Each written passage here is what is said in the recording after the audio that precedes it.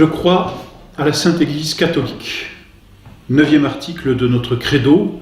Article important parce que lorsque nous affirmons ce dogme, nous croyons une vérité, celle par laquelle nous disons que notre Seigneur a institué une Église catholique, hiérarchique. Mais ce n'est pas une simple vérité à laquelle nous croyons. Ce dogme nous engage à faire partie de l'Église catholique, c'est-à-dire à être membre de l'Église catholique. Voilà ce à quoi nous engage ce dogme. Notre Seigneur a dit en Saint Marc, « Celui qui ne croira pas sera condamné ». Et il dit ailleurs, « Qui n'est pas avec moi est contre moi ». Il est nécessaire pour nous, si nous voulons aller au ciel, et nous voulons, et nous devons le vouloir, il est nécessaire pour nous de suivre notre Seigneur Jésus-Christ. Pour suivre notre Seigneur Jésus-Christ, le moyen est très simple. Il faut appartenir à l'Église de notre Seigneur. Il faut faire partie de cette société que notre Seigneur a instituée spécialement, expressément, pour le salut des âmes. Notre Seigneur est mort sur la croix, il nous a ouvert le ciel, mais pour aller au ciel, il nous faut passer par l'Église catholique. En ce sens, voyez-vous, l'arche de Noé est l'archétype de l'Église. Elle est comme le symbole, si vous voulez, de l'Église catholique. Quand il y a eu ce déluge autour de Noé, Noé était dans l'arche et tous ceux qui étaient dans l'arche ont été sauvés. Cette arche représente l'Église.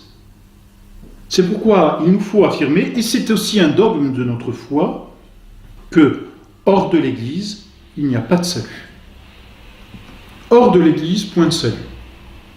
Celui qui n'appartient pas à l'Église catholique n'a pas de salut, ne peut pas se sauver. Alors, il faut le comprendre, bien sûr, ne peuvent pas se sauver ceux qui restent volontairement dans l'erreur, c'est-à-dire ceux qui ne veulent pas appartenir à l'Église. Ou alors pour ceux qui savent que l'Église catholique est vraie, parce qu'ils ont bien vu les marques, ils ont bien vu ce miracle de la propagation de l'Église. Ça fait 2000 ans que l'Église existe, c'est un miracle permanent, peut-on dire. Et qu'elle existe à travers les faiblesses et les péchés des hommes, et même parfois des hommes d'église ou des fidèles qui appartiennent à l'église, l'église continue d'exister. C'est un miracle permanent, on peut dire.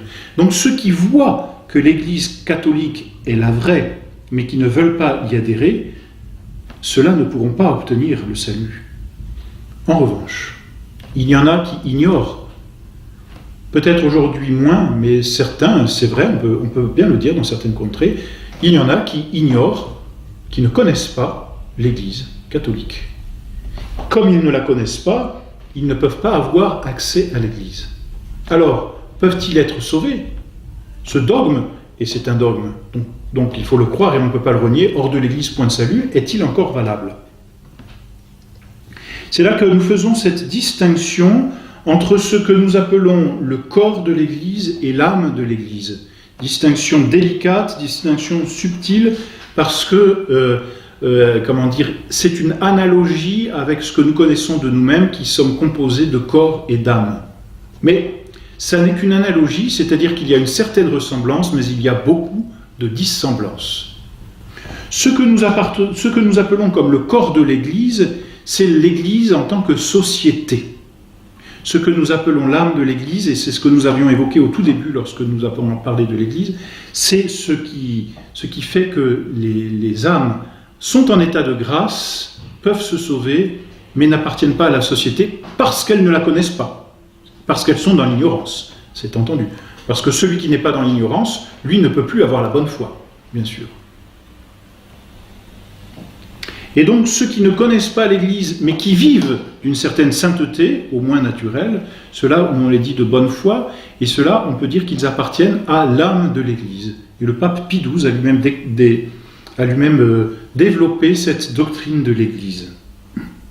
En tout cas, il faut dire que n'appartiennent pas à l'Église catholique, société, ou au corps de l'Église, en tout cas n'appartiennent pas à l'Église, tout simplement, les hérétiques. Les hérétiques, c'est le mot grec qui le signifie, ce sont ceux qui ont renié un dogme. Hérétique, c'est un mot qui vient du grec et qui signifie choisir. C'est-à-dire ce sont ceux qui, au lieu de dire « Dieu m'a révélé, je crois tout ce que Dieu dit parce que Dieu ne peut pas se tromper », ce sont ceux qui font le tri avec leur raison et finalement qui mettent leur raison au-dessus de la révélation divine, au-dessus de la vérité divine, comme si la raison était capable de se poser en juge de son supérieur, ici qu'est Dieu, c'est-à-dire vérité par excellence. Et donc, l'hérétique, c'est celui qui choisit un dogme, un autre dogme, et qui en retranche un. Il suffit d'en retrancher un volontairement pour être hérétique, et ainsi pour perdre la foi, c'est-à-dire pour perdre ce qui fait le formel de la foi, Dieu qui révèle. Les hérétiques n'appartiennent pas à l'Église.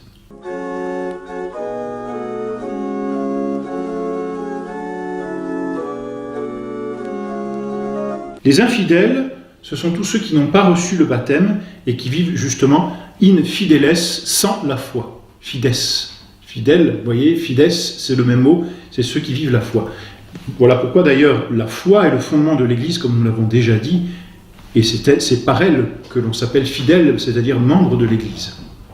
Donc les infidèles, ceux qui n'ont pas la foi, et qui n'ont pas reçu le baptême, parce que c'est cela au fondement, le baptême donne la foi et la foi donne la vie éternelle, ceux qui n'ont pas reçu le baptême sont appelés infidèles, et ceux-là n'appartiennent pas à l'Église, ils sont hors de l'Église, et ils ne peuvent pas avoir de salut. Sont aussi hors de l'Église les schismatiques.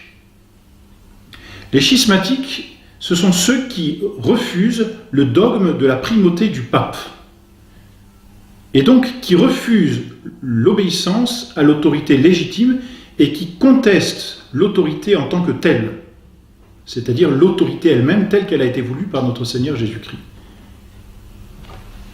Ceux-là sont schismatiques. Ils se coupent de l'autorité de l'Église et finalement refusent le dogme de la hiérarchie de l'Église pour en instituer une autre ou une autre parallèle. C'est en ce sens qu'ils sont schismatiques. Ils refusent là, finalement, ils se coupent, de l'autorité de l'Église. Ils n'appartiennent pas à l'Église. Ensuite, les apostats n'appartiennent pas à l'Église non plus. Les apostats, ce sont ceux qui ont renié leur religion, c'est-à-dire ceux qui ne veulent plus de la religion catholique. Comme on le voit aujourd'hui, on l'entend malheureusement, ceux qui veulent se faire débaptiser, ce qui est impossible du reste, mais qui voudraient être rayés des registres de l'Église, et donc qui rejettent tout ce qu'ils ont reçu. C'est un apostat, un peu comme un enfant qui rejetterait sa famille. L'apostat quitte l'Église de par lui-même, naturellement. Il n'appartient pas à l'Église, il ne peut pas obtenir le salut. Enfin, n'appartiennent pas à l'Église ceux qui sont excommuniés de façon... qui ont été dénoncés comme tels.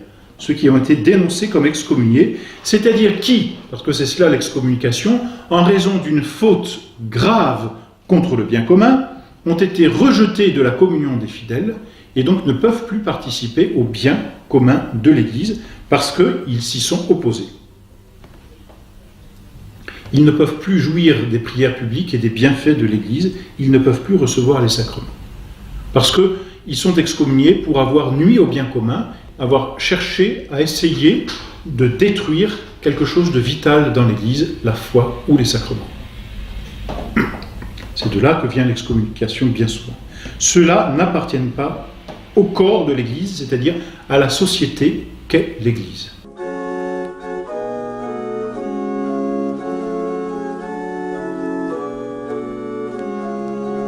L'âme de l'Église, voyez, on a parlé tout à l'heure de l'âme de l'Église, ce sont ceux qui sont dans l'Église, mais simplement par la foi, mais pas dans la société.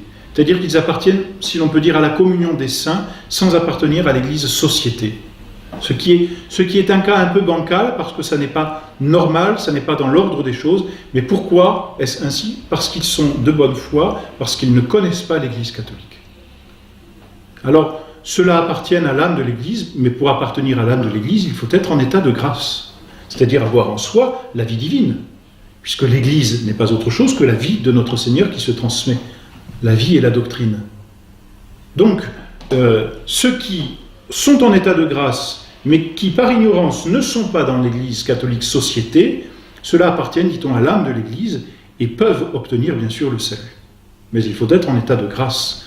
C'est-à-dire celui qui vit dans l'état de péché, celui qui vit même dans un état contre nature, celui-là ne peut pas vivre en état de grâce et ne peut pas accéder au ciel, ne peut pas être sauvé. Voilà donc ce que signifie hors de l'Église point de salut. Et voilà donc un dogme bien important pour notre propre salut. Notre Seigneur nous ouvre le ciel, mais il n'y a qu'une façon d'aller au ciel, c'est comme nous le disons bien souvent, per Dominum nostrum, par notre Seigneur Jésus-Christ.